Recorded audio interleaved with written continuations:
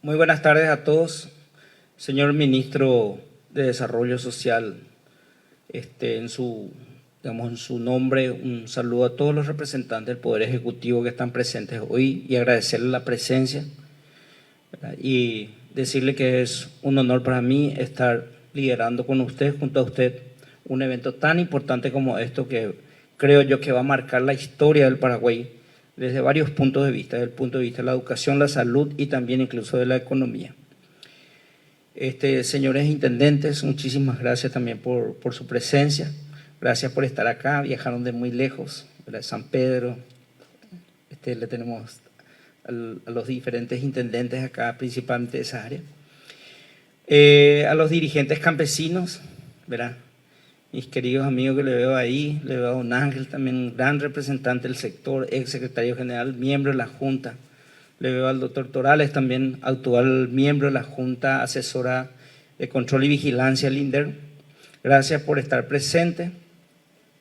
Le veo también a representantes de comunidades de pueblos originarios. Gracias también por venir de tan lejos y por interesarse de este tema. Realmente la presencia de ustedes es muy importante porque esto tiene que ser inclusivo de todo punto de vista.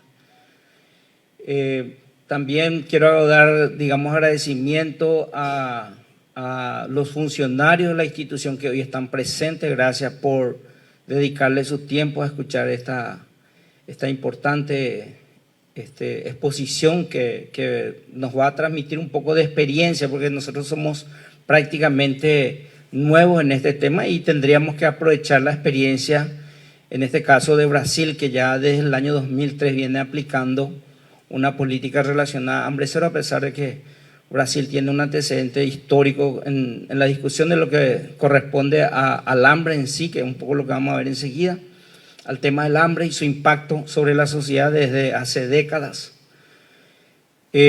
También quiero agradecer la presencia de la doctora Mercedes Vera. Gracias por estar acá en representación de la Dirección General de los Registros Públicos. Ayer tuvieron un evento trascendental, muy importante, una decisión del señor presidente de la República, ¿verdad?, que básicamente busca perfeccionar todo lo relativo a los trámites y a la seguridad jurídica asociado tanto a catastro como registro público. Muchas gracias por venir, doctora. Gerardo, muchísimas gracias en representación de la Agencia Financiera de Desarrollo, a todos los que eventualmente están desde el punto de vista del sector financiero, gracias también por participar. Y bueno, si por ahí me olvido a alguien, por favor me disculpan, no soy bueno generalmente para los protocolos, pero quiero agradecerle la presencia a todos ustedes. Muchas gracias, doctor Torciano. ¿Verdad? Apenas le hice la propuesta y él dijo, con Paraguay hemos tenido siempre muy buenas relaciones, nosotros ya nos conocemos más de una década, no es que seamos viejos, pero ¿verdad?, llevamos una década de amistad, de compañerismo y trabajo conjunto.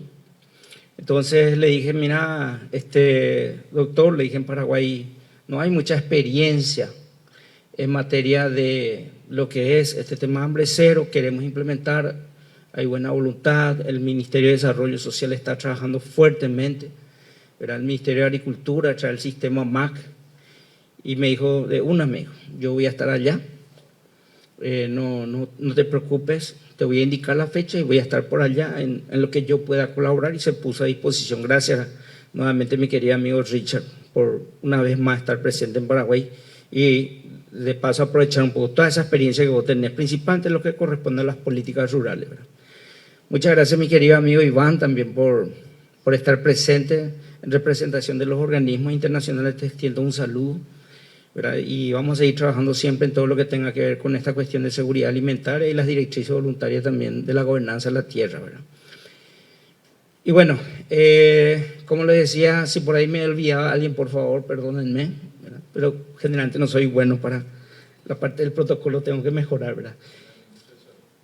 Señora ministra, lo que pasa es que le saludé en nombre del Poder Ejecutivo, le saludé. Gracias, ministra, por estar presente, ¿verdad? Muchas gracias. Bueno, entonces, quiero entrar un poco, seguramente es marcado por mi profesión, va a tener un poco de sesgo económico. Este tema de hambre cero tiene varias vertientes, tiene la vertiente social vinculado, digamos, a la educación, vinculado incluso a la parte al aspecto laboral, ¿verdad? Trabajadores bien alimentados tienen un elevado nivel de productividad, según lo que muestran los estudios, ¿verdad? Y niños bien alimentados son niños que se les iguala la cancha, porque comparado con otros niños, o sea, niños malnutridos, comparado con niños bien alimentados, entonces tienen mucha diferencia en la línea de partida, ¿verdad? Entonces, ¿verdad? Básicamente podemos truncar la vida de los niños si es que eventualmente no estamos cuidando lo que corresponde al consumo de dieta calórica, vamos a decir, ¿verdad? Entonces, es un tema relativamente nuevo para mí. Hay una especialidad dentro del campo de la economía, que es economía y salud, ¿verdad? Una amiga que tengo acá en Paraguay, que es la doctora Marta Peña, es una persona especializada. Generalmente nosotros los economistas en Paraguay no nos especializamos en temas, queremos ser macroeconomistas nomás. Por eso todo el mundo queremos trabajar en el Banco Central o el Ministerio de Economía. Y bueno, a la larga uno va entendiendo que la microeconomía es relevante también, muy relevante. Y que de hecho si no existen políticas regulatorias o eventualmente fomento en determinadas políticas, entonces las políticas macro pueden no tener el impacto que deseamos, ¿verdad? Entonces un poco lo que hoy quiero hablar, con lo que voy a presentar una introducción que no va a ser tan, digamos que va a ser relativamente breve. Pero comienzo por acá, con este señor, creo que muchos lo conocen, Stephen Levitt, escribió un libro con otro compañero suyo que se llamó Freakonomics. Básicamente lo que él hace desde un punto de vista microeconómico, empieza a analizar ciertas cosas raras en la economía, ¿verdad? Y él comenta una cuestión que a mí me llamó mucho la atención, ¿verdad? Normalmente nosotros los economistas creemos o evaluamos el impacto de algo viendo el presente.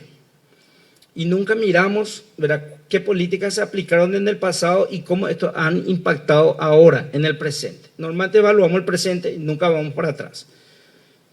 Despreciamos un poco a veces también la historia, ¿verdad? Y la historia es muy importante. En este caso, él habla sobre un elemento muy importante. Él cuenta la historia de un determinado gobernador en los Estados Unidos que recibe los reportes de los diferentes colegios, en donde digamos, él empieza a observar que hay niños que tenían rendimientos muy elevados, rendimiento escolar muy elevado y rendimientos muy bajos. Y entonces él dice, quiero indagar a qué se debe esta diferencia de rendimiento, por qué, digamos, a qué se debe. Y entonces, ¿verdad?, se hace un estudio. Nosotros los economistas nos gustan mucho los estudios, le meten un estudio econométrico y encuentran que niños, niños donde los hogares, o niños que vienen de hogares que tienen una gran cantidad de libros, son niños con muy buen rendimiento escolar, son niños que aparentemente van a tener mucho éxito. Y entonces dice el gobernador, bueno, sencillo, regalemos libros, dice. Entonces a todos los hogares donde no había libros le empieza a entregar libros. Pero eventualmente no cambia, o sea, el impacto en sí no se observa. Y él hace una revisión de ese caso y dice, bueno, acá hay un problema. El problema es que aquellos hogares donde hay mucha cantidad de libros coinciden o corresponden, tienen correspondencia con padres que se han formado, padres que estudiaron, son padres que leen mucho. No necesariamente fueron a la universidad, pero son padres que leen mucho. Luego, lo que hicieron tus padres en el pasado determina tu presente, porque los hogares donde hay muchos libros es porque tus padres de alguna u otra manera decidieron encarar de esa manera la vida. Hogares donde no había una alta cantidad de libros eran padres que generalmente no se habían culturizado, o eventualmente, digamos, si es que hablamos en términos de oportunidades, probablemente esos padres no tuvieron oportunidades como para acceder a los libros, ¿verdad? Y bueno, es un poco a veces eventualmente lo que llamamos nosotros el error metodológico, ¿verdad? Cuando hacemos estudios y tratamos de determinar cómo impactan determinadas políticas, siempre nos centramos en el presente. Y en esta cuestión de pobreza llegó el momento de tener que romper con esto, porque lo que hagamos hoy es lo que va a determinar el futuro, principalmente el futuro vinculado con los niños, ¿verdad? En el tema de la política ley hambre cero, Brasil lo ha logrado.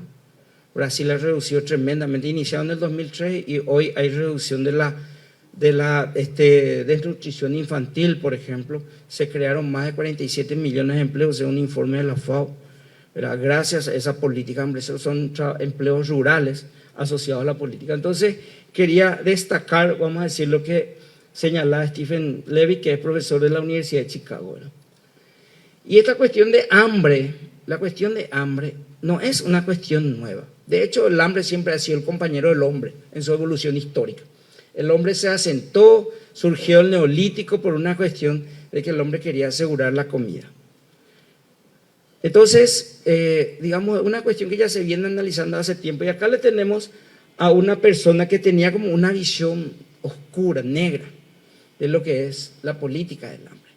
Entonces, se trata de un economista clásico, el famoso sacerdote Thomas Robert Malthus, quien había dicho lo siguiente. A él le preocupaba una cosa. Él empieza a observar que en la medida que la economía tenía éxito, aumentaba el ingreso de la gente, ¿verdad? Pero al mismo tiempo también la gente al sentirse exitosa empieza a tener mayor cantidad de hijos. Y él mira las estadísticas y dice, me preocupa lo siguiente, hay un desbalanceo entre la capacidad de producción que están en los sistemas económicos versus la capacidad de crecimiento de la población. Y él dice, la población crece a tasa geométrica, ¿verdad? Mientras que la producción crece a tasas aritméticas. O sea, la producción crece lentamente y la producción crece muy aceleradamente. Lo cual a largo plazo lo que va a desembocar esto en una hambruna. Dice. Y ya sabemos cómo la naturaleza resuelve sus problemas si es que se presenta un hambre.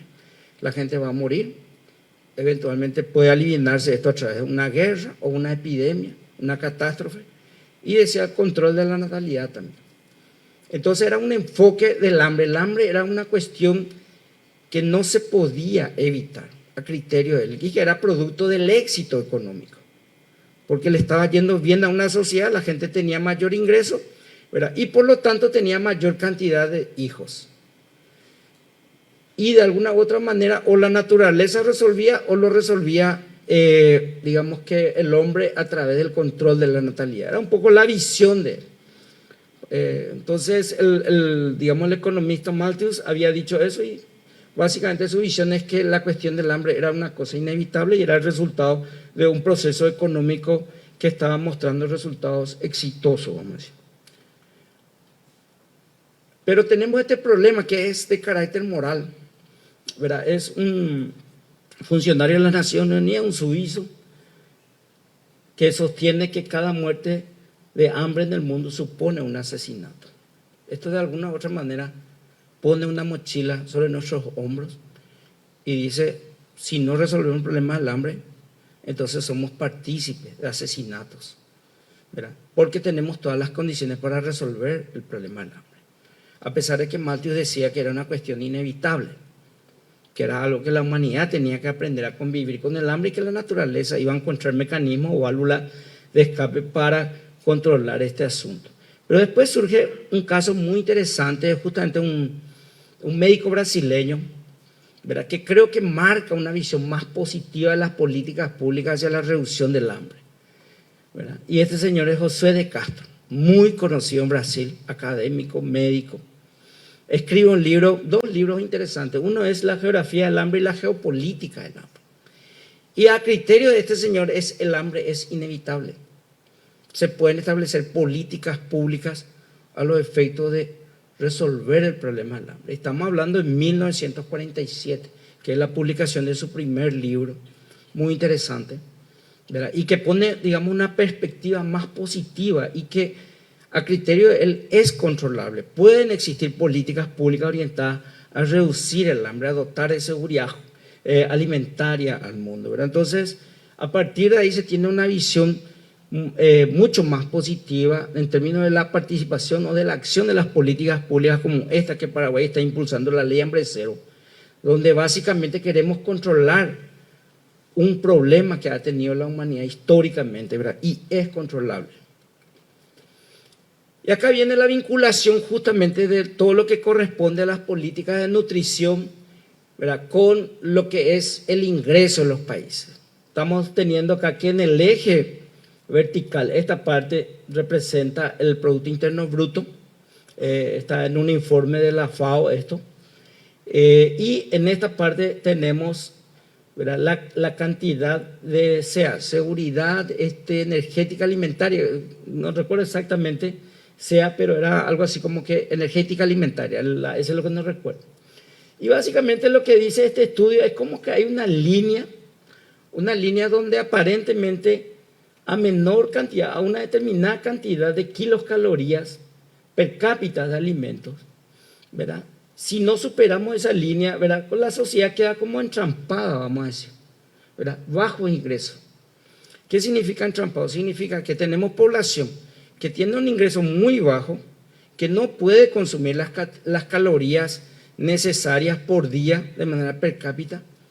Entonces tampoco puede producir, tampoco puede dedicarse a pensar, tampoco puede generar innovaciones tecnológicas en ese proceso productivo y no tiene una elevada productividad. Entonces, lo que encuentra este estudio muy interesante dice que superando esa cantidad de kilocalorías, ¿verdad?, per cápita, se observa lo contrario, ¿verdad?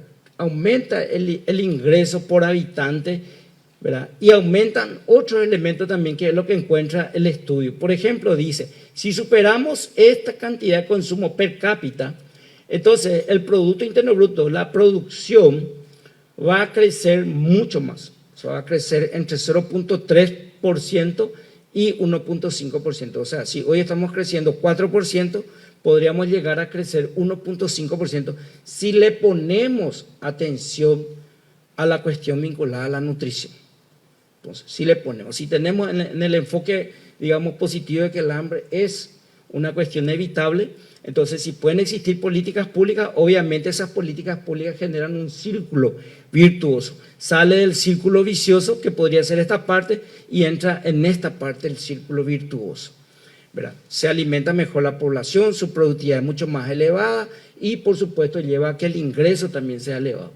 Entonces, ¿verdad?, también observó de que consumir mayor cantidad de kilocalorías por encima de este límite ayuda también con con la capacidad educativa o la capacidad de aprendizaje de los niños en edad escolar, y aumenta la productividad del trabajador, ¿verdad? Y finalmente incrementa el ingreso familiar, ¿verdad? Muy interesante es el resultado de este estudio, ¿verdad? Después tenemos también el Premio Nobel de Economía Robert Fogel, que dice lo siguiente, ¿verdad?, que, digamos, realizó estudios, el Premio Nobel de Economía en 1993, pero también había hecho estudios vinculados justamente entre el crecimiento económico y la capacidad que tienen los países de alimentar a su gente. Y encontró un dato muy interesante.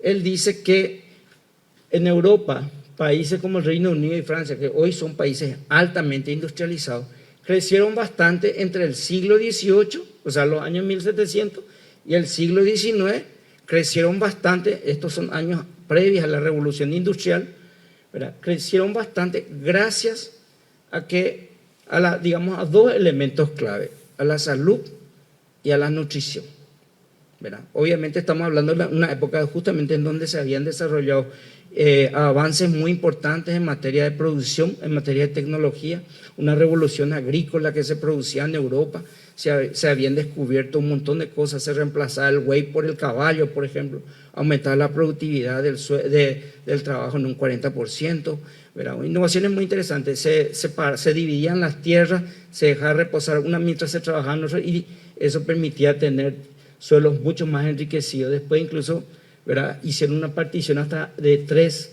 partes, uno descansaba y 2 producían, ¿verdad? Entonces, estamos hablando de esa época previa a la revolución industrial. Gracias a la mayor cantidad de producción de alimentos y gracias a que había mejorado ciertos aspectos vinculados a la salud, entonces el 50% del crecimiento económico de estos países, ¿verdad?, se explican por esos dos elementos: nutrición, una mejor nutrición, y mejores o mayores avances en el tema de la salud, ¿verdad? Entonces, es un dato muy interesante. Bueno, finalmente acá viene el aspecto que quería compartir, que tiene que ver con la reforma agraria. Nosotros le preguntamos la vez pasada, o hicimos varias preguntas en diferentes encuentros a los campesinos de nuestras colonias, y le preguntábamos: ¿quién conoce la ley hambre cero? 8% nos decían de que escucharon en algún momento la ley hambre cero. Y cuando le hacíamos la siguiente pregunta, ¿y quién sabe para qué sirve la ley hambre cero? Menos del 1% respondían para qué servía. Entonces nos preocupó un poco eso y dijimos, bueno, lo primero en Paraguay y lo que tiene que ver justamente nuestro trabajo con nuestros colonos, por eso tuvimos el sábado acá en la colonia 3 de Mayo de Carayaó, por ejemplo, visitando un modelo de producción interesantísimo. Vienen trabajando muy de cerca con el intendente y era impresionante los niveles de productividad de todo lo que era producción de tomate, locote, tienen mandioca, un montón de productos, están viendo cebolla también, ¿verdad? Y es interesante porque incluso ellos ni siquiera tenían asistencia oficial. Ellos, la gran mayoría de sus hijos estudiaron, ¿verdad? Ingeniería agronómica, ¿verdad, don Gavino? Tu hijo zootecnia, ¿verdad? El tuyo creo que agronomía, ¿verdad? Entonces, sus propios hijos ya en las colonias estaban trabajando y asistiéndole a los padres, ¿verdad? En este tema, y ellos hace tiempo pillaron la ley hambre cero. Hace unos meses atrás pillaron y empezaron a invertir en invernaderos y sistemas de riego, porque vieron ya lo que se venía. Pero en realidad, ¿verdad? No hay mejor comunicador que esto, el precio. Porque ellos, nadie les comunicó bien el ley hambre cero, ellos de hecho no sabían. Pero ¿qué es lo que estaban observando? Estaban observando que el precio del tomate pasó de 1.700 a 10.000 guaraníes, a 9.000 a 10.000 guaraníes en finca. O sea, el precio le estaba informando a ellos. Señores, se vienen buenos tiempos. ¿Y eso a qué se debió? A la lucha contra el contrabando. Que he visto que justamente en estos días se intervino nuevamente un depósito, 40 toneladas de tomate de contrabando desde el Brasil. 40 toneladas. Entonces, el precio es el mejor comunicador y es lo que va a permitir una revolución microeconómica, nosotros le llamamos, porque va a meter dinero en el campo, va a inyectar dinero, aprovechando la vigencia de la ley hambre cero, más allá de todos los aspectos positivos en materia, digamos, educacional, en materia de salud, nutrición infantil, más allá de esos elementos, es la oportunidad para que aprovechemos y conectemos la capacidad productiva que tiene el Paraguay. Desde el punto de vista del INDER tenemos 3.500.000 hectáreas, tenemos cerca de 300 títulos que otorgar y tenemos que incluir a esa gente dentro del sistema, porque hoy están fuera del sistema. Entonces, ¿verdad? Lo que tenemos nosotros es que el mejor comunicador son los precios. Ellos están observando, los precios suben y dicen, che, este asunto es interesante, lleva ya 2 meses, persiste la cosa, y entonces rápidamente invernadero, sistema de riego, ¿verdad? Pero ¿qué puede pasar? Que si nosotros debilitamos la política de lucha contra el contrabando, los precios se van a deprimir. ¿Y qué va a pasar? Y ellos que tomaron eventualmente un préstamo, una tasa de interés del 20%, resulta que los precios van a estar muy por debajo de lo que compensaría ese gran esfuerzo que hicieron de la amortización de su préstamo, y ellos pueden quedar mucho más pobres que antes. Entonces, lección aprendida desde el punto de vista de Paraguay en su corto tiempo, ley hambre cero, porque después vamos a escuchar las lecciones aprendidas del doctor Torciano, ¿verdad? Comunicación fundamental. En segundo lugar, ellos hoy hemos generado una confianza con la clase productora rural por el tema de la lucha contra el contrabando, y los precios se están sosteniendo. Actualmente están retirando a 7.000, creo que en finca, el precio del tomate, los cotes y otros productos más, ¿verdad? Muy interesante lo que está ocurriendo en el campo. Nosotros vimos eso en 3 de Mayo en Carayaó. Ellos ya olieron que se venían tiempos buenos gracias a esta política de ley hambre cero. Hoy están incluso haciendo más invernaderos en esa localidad. Pero, como les decía, comunicación, trabajo con la dirigencia campesina, ¿verdad? Hay que generar confianza, y esa confianza solamente es posible si sostenemos los precios. Tampoco piden ellos 15.000, 20.000, sino los precios justos que les permitan a ellos cubrir los costos de endeudamiento, alimentar a su familia y tener un poco de ganancia para poder también disfrutar de lo que nosotros llamamos en la ciudad bienestar material, ¿verdad? Entonces es lo que piden. Gradualidad, ¿verdad? Hay cosas que ya tenemos nosotros. Yo no soy un experto nutricional, no quiero, es muy delicado entrar en ese campo, me pueden regañar, todo ese tipo de cosas, ¿verdad? Pero yo, por ejemplo, considero que nosotros observamos en toda la finca del INDER, en toda la finca, lo que hay es mandioca, por ejemplo, ¿verdad? Entonces ya está la mandioca. Y la mandioca hoy tiene un precio, veo que se está comercializando a 200 guaraníes el kilo en la costanera. Nosotros a través de negociación con agroindustria estamos consiguiendo 450 guaraníes el kilo, ¿verdad?, para los productores, ¿verdad? Pero si nosotros metemos este tipo de rubros a través de la ley hambre cero y aumenta la demanda, obviamente el precio va a subir. Entonces la gradualidad es muy importante. Hay cosas que no vamos a obtener de corto plazo. Naranja, por ejemplo, no vamos a poder obtener para la dieta. Eso va a llevar mucho tiempo, ¿verdad? Pero sí se pueden obtener otro tipo de productos, ¿verdad?, para la parte de la dieta alimentaria. Asistencia técnica, que es lo que sabemos todos, ¿verdad? O sea, cualquier asentamiento requiere asistencia técnica. Asistencia financiera, infraestructura, desarrollo del mercado e investigación, que es fundamental y que se ha dejado de lado. Prácticamente en Paraguay no se invierte en investigación vinculada al sector, digamos, al sector rural, ¿verdad? Y ustedes saben que en un determinado momento, en la década del 70 a los 80, Paraguay trajo una variedad de semillas de Francia, trajo investigadores de Francia y desarrolló la mejor variedad de algodón del mundo, gracias a la investigación. Muchos de los que estamos acá presentes crecimos gracias a ese, digamos, a ese rubro y gracias a todo lo que se llegó a hacer en ese rubro, que es la resistente a la bacteria Orreva paraguay, ¿verdad?, que es la variedad que se conoció, y eso fue gracias a técnicos paraguayos, investigadores paraguayos, infraestructura paraguaya, ¿verdad? Entonces creo que tenemos que volver a esos tiempos donde apostamos a la investigación, apostamos a variedades que sean de alta productividad y que mejoren las condiciones de vida, de la productividad de los productores rurales, y al mismo tiempo también que ese aumento en la productividad aumente la oferta para que la ley hambre cero pueda hacerse una realidad en Paraguay. Bueno, finalmente, ¿verdad?, tomo también esto, así como comencé con Stephen Levy diciendo que lo que hagamos hoy puede determinar en realidad el futuro, no puede modificar el presente, ni tampoco puede modificar el pasado. Entonces, todos creo que viajamos y en algún momento, ¿verdad?, siempre las azafatas anuncian y dicen: señores pasajeros, en caso de despresurización, colóquese primero la máscara, luego a su hijo. Parece como incluso que tiene un componente moral eso, ¿verdad?